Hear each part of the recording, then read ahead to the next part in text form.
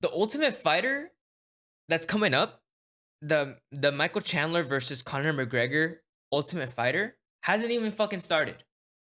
And I'm already really excited. We are 9 days away from the first episode of the Ultimate Fighter of Conor McGregor versus Michael Chandler. It is currently May 21st, and I'm excited. I really am. It's just two superstars.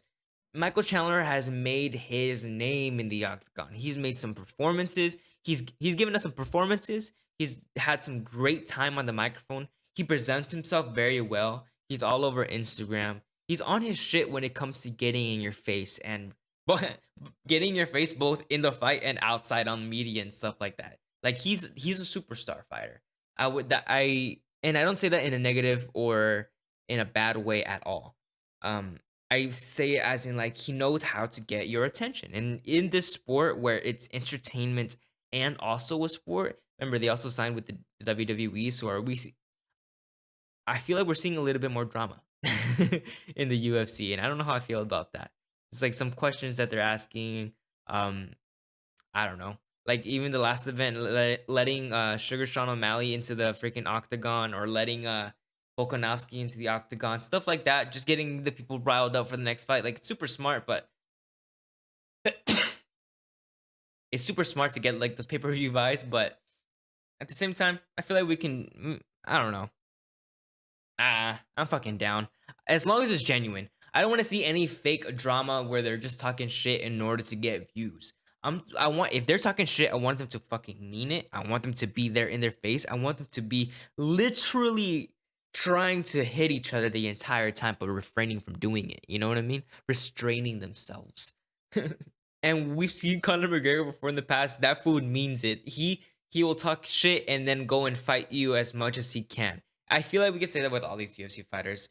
That's the difference between UFC and almost any other, or not even UFC, MMA and any other sport is even if it's entertainment based, it's a huge separation between entertainment and the sport itself. All of the fighters know that there's this side and there's this side. There's the time to, talk shit and have fun and say whatever, and there's time to perform. Like in boxing, people will talk shit and then they'll go into the fucking boxing ring, go for 12 rounds, 3 minutes each freaking round, and then nothing happens. You're telling me in those 12 rounds, nothing happened, and you guys were talking so much smack for the past 2 weeks? No. Months? No. In the UFC, they show it. And that's why I like the UFC better than boxing. Yesterday, we had the Lomachenko fight, and a lot of people were saying it was a robbery. I don't know how I feel about that. But that's besides the point.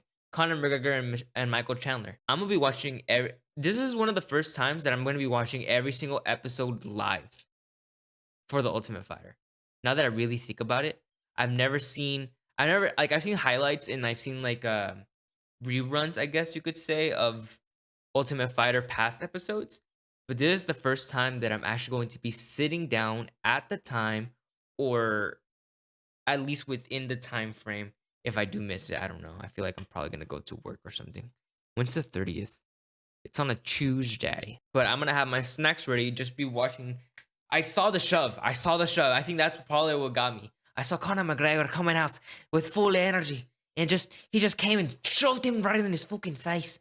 He it was classic Conor McGregor. And Michael Chandler, I don't think he'll put up with that in the fight. We're in for a good fight, and I feel like we're in for a good season of the Ultimate Fighter.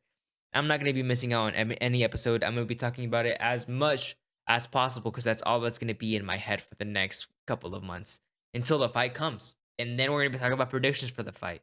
And then we're going to be talking about what it means for the fight. And then we're going to... One little event can cause so many different ones. It's like a butterfly effect. What do you guys think? Are you guys excited for the Ultimate Fighter of Conor McGregor versus Michael Chandler? I wonder who they're going to fight next. They're fighting at welterweight, fighting at 170, not 155. So that's going to be very interesting. It's going to be Conor McGregor, who's a little bit bigger now. Like that dude grew a lot. He looks huge. And Michael Chandler is just going to be walking around his normal weight, 180. He's not going to be cutting down all that much weight. Is he going to be slower? Is he going to be more precise? I don't know. It's going to be very different to see both fighters at this. We haven't seen Conor McGregor in a very long time perform. The last time he was in there was against Dustin Poirier, and that was when he broke his leg. And Michael Chandler, he just had that fight again. They both just fought Dustin Poirier. Now that I think about it, their last fight, both of them have been Dustin Poirier, and they both lost to Dustin Poirier. Who will they fight next? Nah, it's unlikely. I don't think that they'll ever fight Dustin Poirier again, to be honest with you. The quadrilogy, I think it's just that Dustin Poirier is already looking for a way out. He's looking for his last run to the title, and I don't know. He said it before in the past that he's just not really into the sport all that much, even though he's a freaking legend. This guy's a beast. Oh my god. Dustin Poirier, huge fan, bro. Send me a poster, please. I need like 4 of them. I wouldn't say it's worth the time. I don't know what words I'm looking for, but yeah, it wouldn't for him. It wouldn't really benefit him to go fight Conor McGregor, and it wouldn't really benefit him to go and fight, or maybe Conor McGregor because of the pay-per-view points and all of the money that will come after fighting for the quadrilogy. It's just a big fight right there, but I don't know. I feel like he's looking more for that belt. He's looking more for Islam, for fights that he hasn't had yet that could honestly make more noise. He's fighting Justin Gaethje again.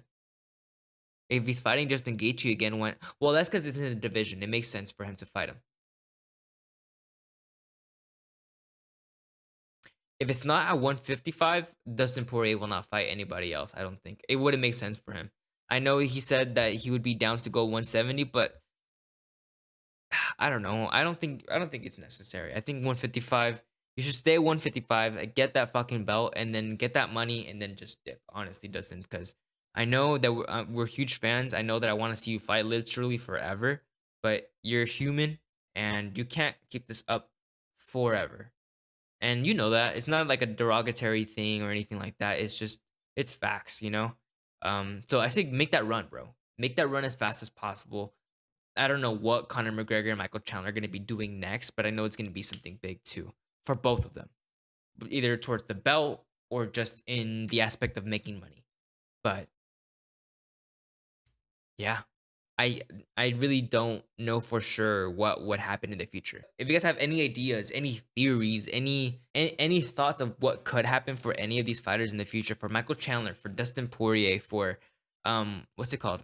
Conor McGregor. Dustin Poirier is the last fighter that both of these fighters have fought.